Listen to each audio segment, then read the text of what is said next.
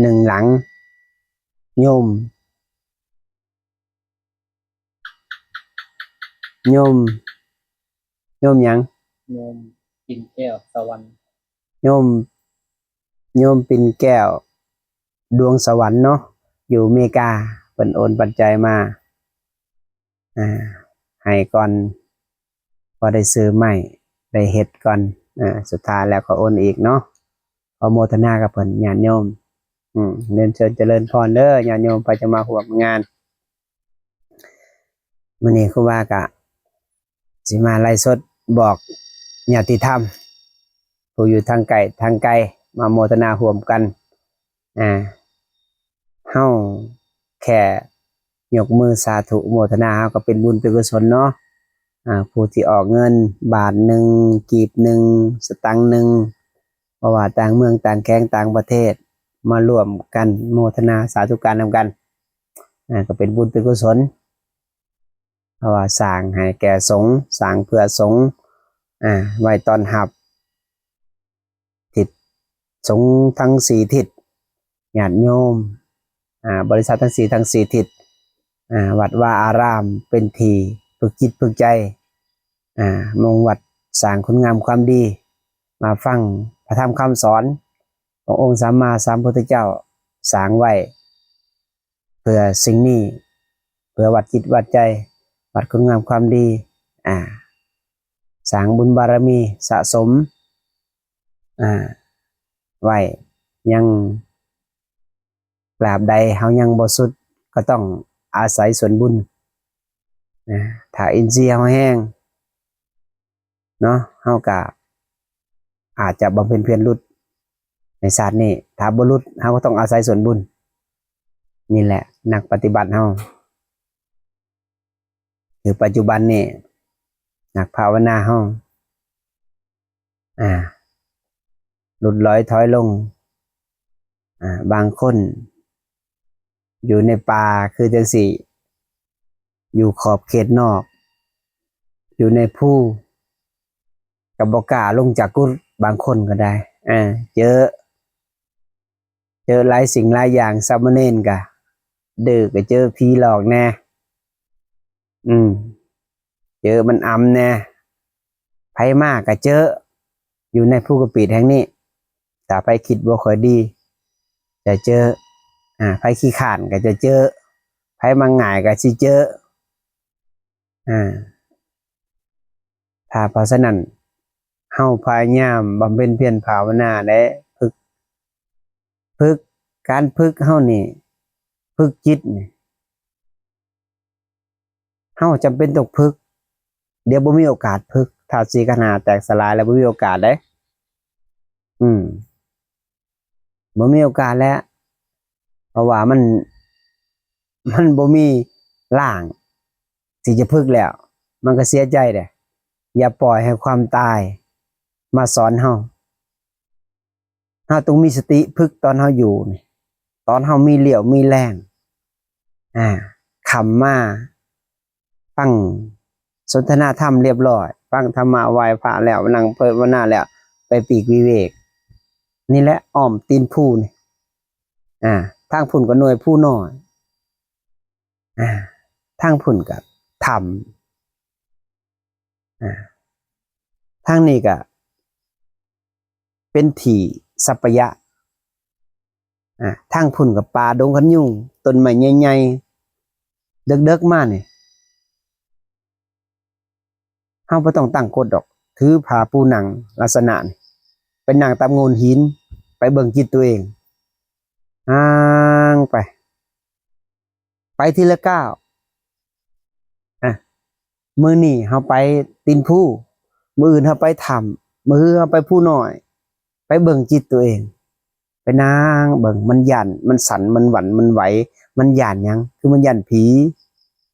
หยันผีแล้วมันบ่กล้าไปล่อท่าให้มันบอกว่าล่อท่าก่อนล่อให้อินทรีย์แห้งก่อนแล้วมื้อใดมื้อใดก็ถึกมันตัวมื้อใดก็ถึกมันตบมื้อใดก็ถึกมันหลอกตลอดความคิดตัวนี้ความคิดได้หลอกเฮานี่วนเวียนว่ายตายเกิดล่ออีกล่อแล้วล่อเล่าล่อแล้วล่อเล่าล่อจนผมงอกล่อจนเฮาเฒ่า เฮาก็ยังบ่กล้าไปจักเทื่อย้อนว่าความขี้ขลาดเฮาย้อนเฮาบ่มี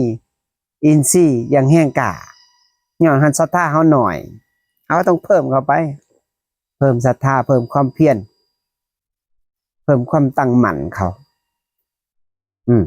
ไปมื้อนี้เฮาไปตีนผู้มื้อเฮาไปดงมื้อเฮาไปเข้าพิภาษามันมีให้ฝึกหมดเลยการฝึกจิตนี่อย่าฝึกตอนใต้เด้ตอนใต้นี่จะฝึก1,000 ปีก็ยังบ่ได้ขึ้นมาเฮาฝึกในอยู่เมืองมนุษย์ใน100 ปีนี่เฮามีสิทธิ์หลุดพ้นเลยก็บ่คือพญานาคได้พญานาคนี่ฝึก 2,000 ปีบรรลุธรรมเป็นมนุษย์คนเฮานี่มีโอกาสสูงสุดฝึก100 ปีนี่เพิ่นนี่หลุดพ้นเลยฝึกโลดเข้าไปป่าเข้าไปเขาเข้าไปพิภาษาเข้าไปถ้ำเข้าไปมงที่ว่ามันสงัดเฮาเอาใจวัดเลยเวลามันย่านเนี่ยขามันจะสั่นขนฟ้องมันจะลุกฟูผมจะตั้งแล้วมึงหน้าแตกเหงื่อเห็นแล้วใจมันสั่นตุบอ่อนโยบลูกขาก้าวขาบอกเลย มันจะแข็งมันปรุงแต่งเกิดจากสังขารปรุงแต่งนี่แหละเขาให้ฝึกจิตให้หู้ท่านสภาวะที่มันเกิดขึ้นวิปัสสนานี่คือตามหู้ตามเห็นสภาวะที่มันเกิดในเกิดวิปัสสนาให้หู้ให้ท่านความคิดให้ท่านความสังขารปรุงแต่งเฮาบ่ทันแล้วเฮาย่านแล้วเฮาบ่กล้าออกไปเข้าใจบ่นี่คือวิปัสสนาการกรรมฐานกับการกระทำหยังคือกระทำลงมือปฏิบัติตามหูตามเห็นตาม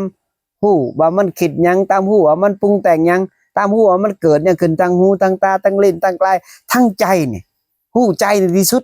คือหูความคิดหูความปรุงแต่งนี่มันปรุงแต่งหยังนี่มันบ่ผีอยู่ไสผีมีตัวมีตนบ่มีผีเปรตมีตัวมีตนแต่ว่ามันบ่ทำลายเฮาดอกมันจะขอส่วนบุญขอส่วนบุญจากผู้ที่มีศีลมีสมาธิผู้ที่มีบุญหลายบุญหน่อยมันจะบ่ขอไผขี้ข้านคือมื้อนั้นสามเณรเหลอตายพอขาวดึงอ้อมศาลาเกือบไปล่ะมื้อนั้นก็พอขาวโดนอ้ำเนาะโดนหมดทุกคนอานนท์ซิกกะย้อนพี่เปรตเนี่ยอาเกะก็ซิกย้อนพี่เปรตนี่แหละขี้ข้านภาวนาไปกินมะถั่วตอนแรงมันก็ดึกบักหินใส่แท้ๆได้คนไทยมา2ผัวเมียว่าสิอยู่หลายๆมื้อเจอมันอยู่ได้2มื้อที่3เพ็นเลย เฮ็ดบ่ถูกทางการมาจุดตรงนี้เด้อสิบอกให้อย่าบะอย่าบนอย่ากล่าวอย่าไหว้ผีอย่าไหว้ผีสร้างนางไม้อย่านับถือสิ่งอื่นใดมาจุดตรงนี้นับถือพระพุทธเจ้านับถือพระพุทธพระธรรมพระสงฆ์อย่างเดียวบ่ให้นับถือสิ่งอื่นมันสวนทางเด้เฮาศรัทธาเฮาหน่อยยิ่งไปนับถือตุถีบตุแดงมันก็ลึกไปเลยนับถือพระพุทธเจ้าก่อนสินั่งสมาธิปึ๊บแล้วนึกถึงพระพุทธเจ้าขอหน่อยขอนั่งสมาธิเป็นพุทธบูชาธรรมบูชาสังฆบูชาบ่ตายให้มันดีบ่ดีให้มันตายนั่งเข้าไปเบิ่งแต่ลมตั้งมันดึงลมยาวๆปล่อยยาวๆดึงยาวๆปล่อยยาวๆหลดความคิดหลับตาปุ๊บความคิดลุ้มเข้ามาลุ้มปุ๊บมันรุ่นด่าหัวใจเวทนาก็เกิดขึ้นวันนี้ความพุ่งซ่านเกิดขึ้นออกขอนแล้วบัดนี้เจ็บปวดเวทนามานเกิดขึ้นได้วันนี้คันเฮาเป็นนักต่อสู้นักปฏิบัติเฮาบ่ต้องสนใจการเวทนาเกิดลองเบิ่งดูเฮาตั้งมั่นในลมมันสิตายบ่จาก30นาทีจากชั่วโมงนึง2ชั่วโมง3ชั่วโมงไปเรื่อยๆการเพิ่มความเพียรนี่นะถ้าเกิดเฮาบ่สงบ เฮาย่างสมาธิย่างจงกรมนี่30นาทีมันบ่สงบก็ย่างไปชั่วโมงนึงมันบ่สงบย่างไป2บ่สงบย่างไป3ย่างไป4เห็นบ่เกตช่วงแรกๆย่าง4-5ชั่วโมง6ชั่วโมงมันนั่งสมาธิปุ๊บนิ่งเลยตัวแข็งเนี่ยยืดขึ้นเลยมันจะนิ่งมันจะดึงไปเองเลยสมาธินี่นะดึงขึ้นเองเลยนะมันจะบ่เองซ้ายเองขวาเนี่ยมันจะนิ่งเลยเห็นแต่ลมเนี่ยเห็นแต่ลมเห็นทุกความเกิดดับเนี่ยมันจะเหมือนกับอยู่กลางอากาศเลยมันจะนิ่งเลยคันคนได้สมาธิสมถะศีลก็บริบูรณ์ศีลก็บริสุทธิ์คันคนบ่ได้สมาธินี่มันคิด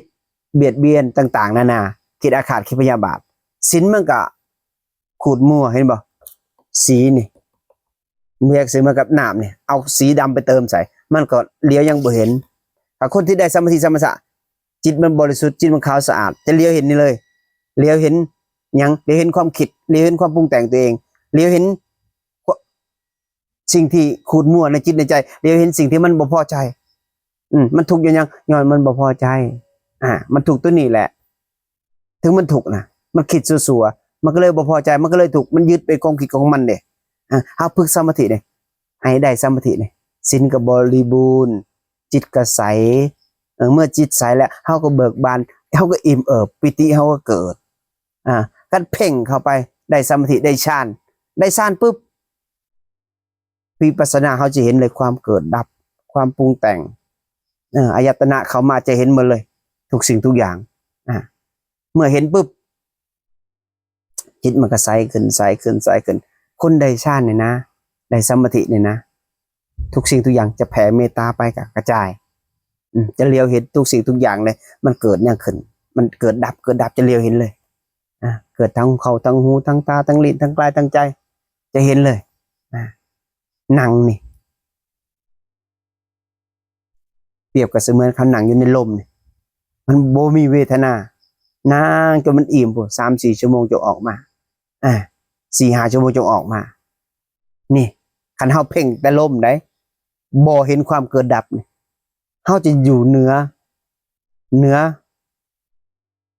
อเวทนาเฮาตั้งใจนะคันเฮาบ่ตั้งใจ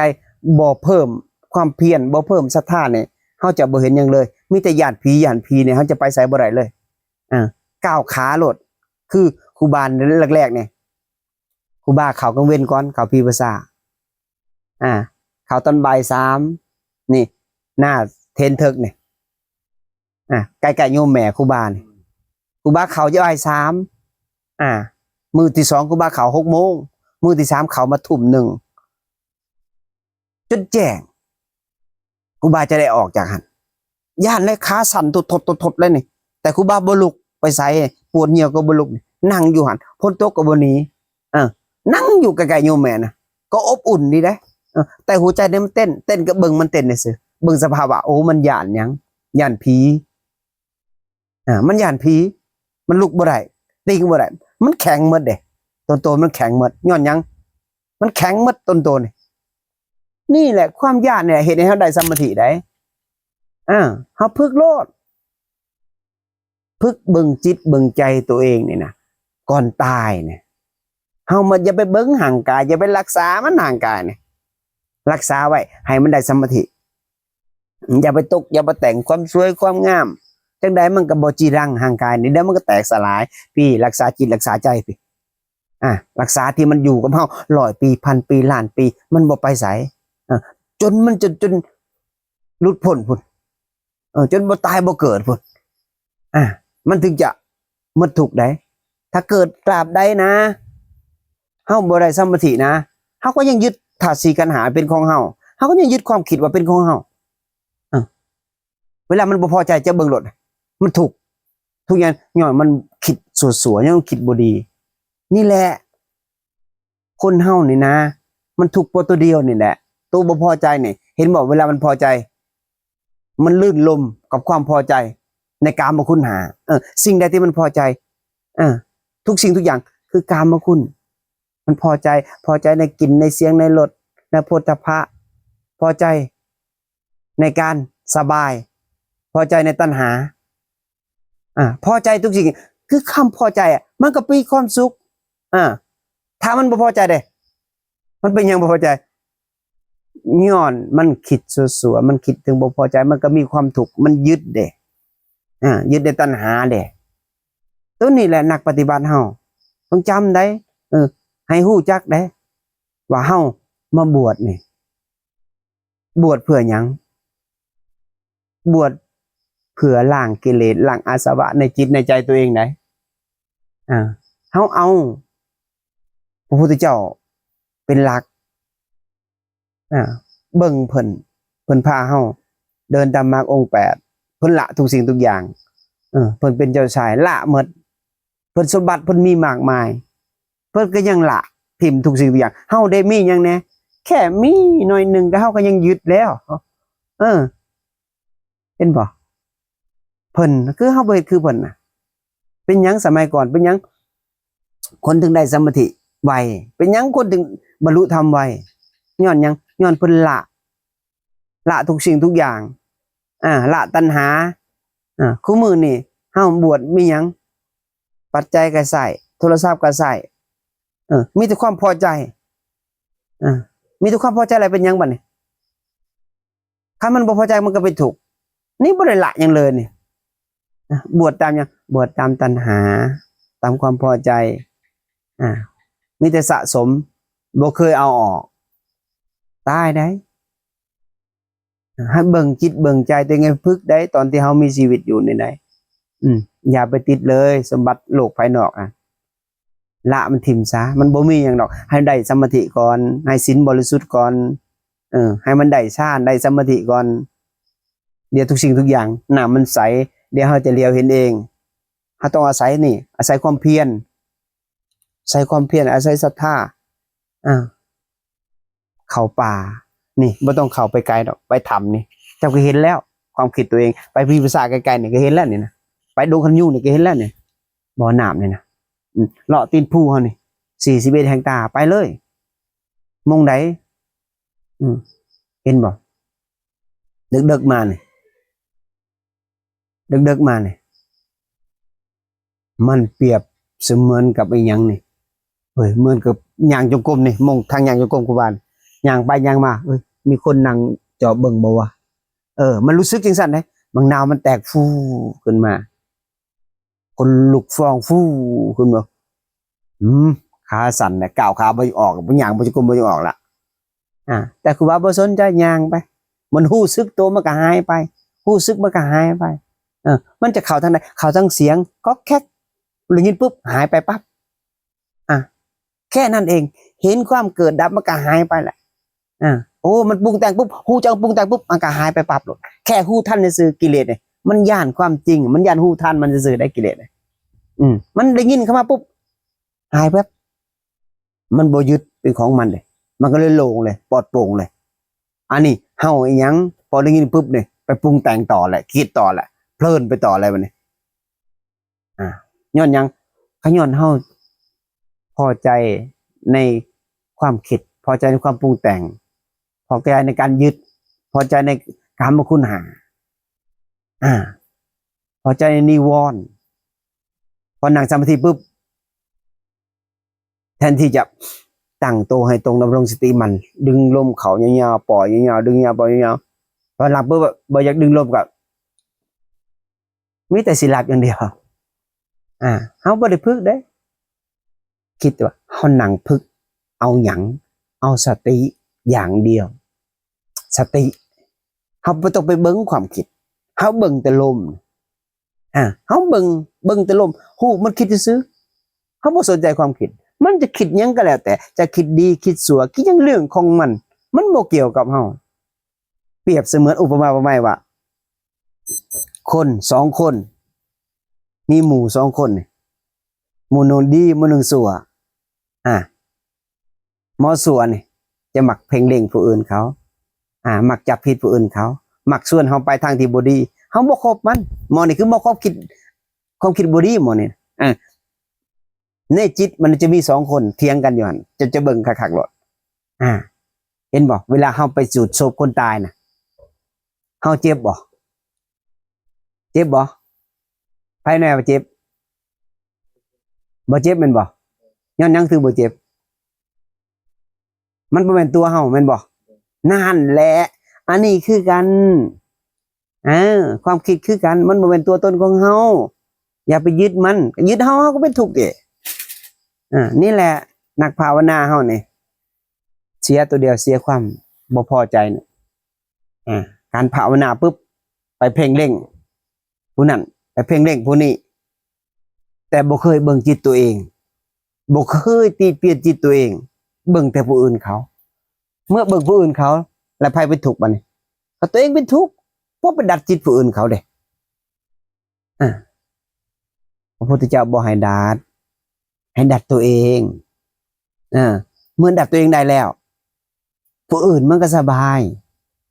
เฮาทุกข์บ่ยังยืนทุกข์เพราะเฮาอยากให้ผู้อื่นเขาดีดัดผู้อื่นเขาเมื่อดัดเขาบ่เชื่อฟังแล้วมันเป็นทุกข์เลยบัดนี้นี่แหละจิตยังก็เอิ้นว่าจิตคนพาลมักเบิ่งแต่ผู้อื่นเขามักเห็นแต่ความผิดผู้อื่นเขาแต่ความผิดตัวเองนี่บ่เคยเห็นเลยบ่เคยเบิ่งเลยว่ามันขี้ข้านว่ามันเพ่งเล็งผู้อื่นเขาบ่เคยเบิ่งบ่เคยฝึกสตินี่แหละจิตมันสกปรกน้ำบริสุทธิ์นี่เอาสีใส่นี่มันกลายเป็นสีดำก็เลี้ยวบ่เห็นแต่เห็นแต่ผู้อื่นเขาบัดนี้เห็นแต่ภายนอกภายในจิตตัวเองบ่เห็นย้อนหยังย้อนบ่เคยฝึกสมาธิบ่เคยฝึกสติบ่เคยฝึกเอาฌานนี่แหละเฮาจังว่าเกิดมาเป็นคนอย่าให้มันต่ำกว่าคนให้จิตมันสูงฝึกให้มันเป็นมีเมตตาหลายๆฝึกตัวนี้แหละเฮาจังว่าเฮามาฝึกในพีภาษาในถ้ำในภูเขาในป่ากลางคืนมาให้เฮาไปปีกวิเวกปีกเพียงองค์เดียวไป2 คนเฮาไปคนละมุมกันไปพุ่นเด้อผู้หนึงอยู่ทั้งพี่ตอนเช้ามาปุ๊บตอนซันเข้าก่อนที่ซันเข้าเฮาคุยสนทนากันทำน้อยนึงแล้วไปทางมันถ้าเฮาคุยกันนะส่งจิตออกนอกจิตเฮาจะบ่มีพลังจิตบ่มีพลังแล้วเวลาเฮาไปบิณฑบาตมันก็บ่มีสติอยู่กับฝ่าเท้าเฮาก็จะเมื่อยแล้วเฮาจะหมดแรงนี่แหละเฮาส่งจิตออกนอกหลายย้อนหยังย้อนไปเพ่งเล็งผู้อื่นเขาเฮาฝึกสมาธิฝึกเพื่อให้จิตมันขังเด้ขังไปปุ๊บขังแล้วเฮาจะมีพลังเฮาจะบ่เมื่อยเลยเมื่อบ่เมื่อยแล้วเฮาจะเห็นจิตตัวเองได้เห็นบ่คันเจ้าเข้าพีภาษานะเข้าไปพีภาษาไปฝึกอยู่ผู้เดียวแต่ละมื้อนี่แต่ทำนี่ก็ได้คันจะอยู่ผู้เดียวฝึกเบิ่งจิตผู้เดียวนะความคิดของคนผู้อื่นเขาเนี่ยเฮาจะฮู้เลยเพราะว่าเฮาฮู้ความคิดตัวเองก่อนเด้เฮาต้องฮู้ความคิดผู้อื่นเขารับรองบ่เกิน3 ปีจะฮู้แน่นอนความคิดผู้อื่นเขานะย้อนหยังย้อนเฮาฮู้ความคิดตัวเองเฮาเบิ่งสายตาปุ๊บเขาคิดหยังนี่เฮาพอฮู้เลยถ้าเฮาฝึกจิตตัวเองคักๆได้เขาเอิ้นว่าหยังว่าก็บ่จักคือกันแต่ว่าเฮาฝึกเบิ่งจิตตัวเองนี่ความคิดผู้อื่นเฮาก็ฮู้คือกันนี่ไผอยากเบิ่งความคิดผู้อื่นฮู้เลยแต่ที่จริงใจฮู้ความคิดผู้อื่นเลยมันเป็นทุกข์เฮาฮู้แล้วเฮาไปดัดเขาตัวนี้แหละมันเป็นทุกข์ตัวเดียวนี่แหละแต่เฮาฮู้แล้วเฮาปล่อยเฮาวางบ่เป็นหยังเพราะว่าพระธรรมคำสอนเนี่ยให้ฮู้แล้วปล่อยฮู้แล้ววางผู้นั้นมีสติปัญญาคันฮู้แล้วยึดนั่นเปรียบเสมือนกับเฮาไปฮู้เรื่องชาวบ้านเขาเฮาไปเอาขี้เหงื่อไปใส่จิตเฮาก็เป็นทุกข์จิตเฮาก็สกปรกคันเฮาฮู้แล้วละฮู้แล้วปล่อยฮู้แล้ววางผู้นี้ขัดเกลาจิตใจให้ขาวสะอาดพระธรรมคำสอน 8,4 ธรรม4,800 ธรรมขันธ์อยู่3อย่างคือการบ่เฮ็ดบาปทั้งปวงเฮ็ดกุศลให้ถึงที่สุดล้างจิตตัวเองให้ขาวสะอาดเฮ็ดกุศลก็คือยังมีตัณหาอยู่เด้ ยังมีความดีอยู่นี่แหละคนบ่ถึงก็ต้องเฮ็ดความดีต่อๆไปถ้าคนถึงแล้วก็ล้างจิตตัวเองขาวสะอาดก็คือจบบ่ต้องให้มีราคะตัณหาหยังในจิตในใจตัวเองความบ่พอใจเนี่ยความพอใจเนี่ยบ่ให้มันมีล้างให้มันหมดโลดราคะเวลามันมีราคะขึ้นมาเนี่ยมันบ่พอใจเนี่ยมันจะยิ้มบ่ออกเลยมันจะคัดหน้าตามันจะบ่เบ่งบานมันจะบ่เบ่งบานเต็มที่มันจะขัดเลยถ้าเกิดว่ามันพอใจมันจะยิ้มรื่นเริงพอใจ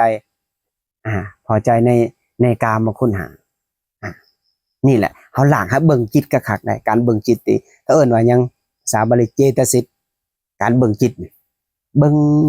ถ้าอยู่หลายคนเขาจะบ่เห็นจิตตัวเองถ้าอยู่ผู้เดียวมักเก็บโตผู้เดียว เวลา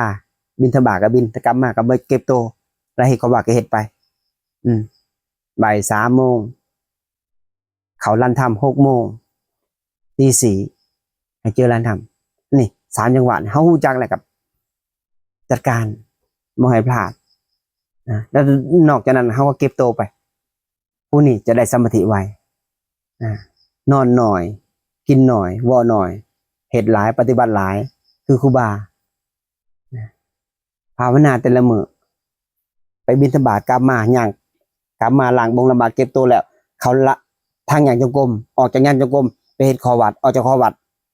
กลับมาทรงน้ำเขาลานถ้ำออกจากลานถ้ำเขาทางย่างจงกรมต่อมื้อหนึ่งได้นอนแค่3-4 ชั่วโมงเต็มที่สูงสุดมันบ่ไหวก็ให้หามัน5 ชั่วโมงขั้นเกิดว่าเกิน5 ชั่วโมงนะลดเหลือ4บ่ให้เกิน6บ่ขึ้น6ที่เหลือภาวนาล้วนๆให้เวลาสั้นเขาล้างโตอย่างละชั่วโมงพอที่เหลือนอนพักผ่อนกับพักสมองก็บ่เกิน 3-4 ชั่วโมงก็อิ่มแล้วนักภาวนาถ้านอนเกินนี่นะมันจะกลายเป็นติดนิสัยกลางเว้นไม่ต้องให้มันนอนคันให้มันนอนนะจะติดตลอดเลยคันจะพักกับพักแบบถ้ามันเมื่อยแห้งกับซัดแบตเตอรี่นั่งสมาธิเลยตั้งตัวนิ่งๆประมาณ30 นาทีหรือชั่วโมงนึงมันก็อิ่มละมันสว่างโจ้ในสมองนี่มันโล่งเลยมันคือมันโล่งมันคือมันบ่มีความคิดมันอิ่มจากสมาธิคันมีความคิดมันกับบ่โล่งมันก็จะขูดมัวตลอดอันนี้คือเอิ้นว่า